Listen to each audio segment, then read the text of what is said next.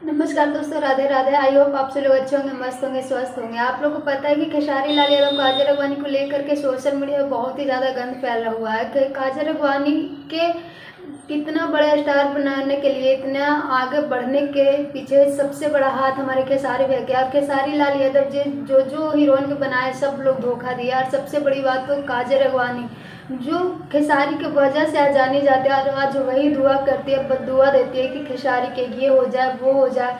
काजल अगवानी बहुत बहुत ही ज़्यादा बेशर्म हो चुकी है।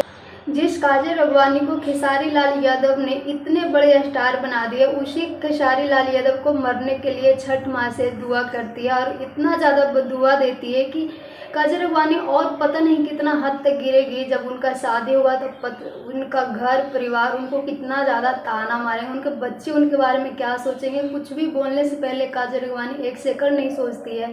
और ऐसे ऐसे हीरोइन के तो लगता है भोजपुरी से हमेशा के लिए हटा ही देना चाहिए। आप सबका क्या राय है कमेंट में ज़रूर बताइएगा। Thank you.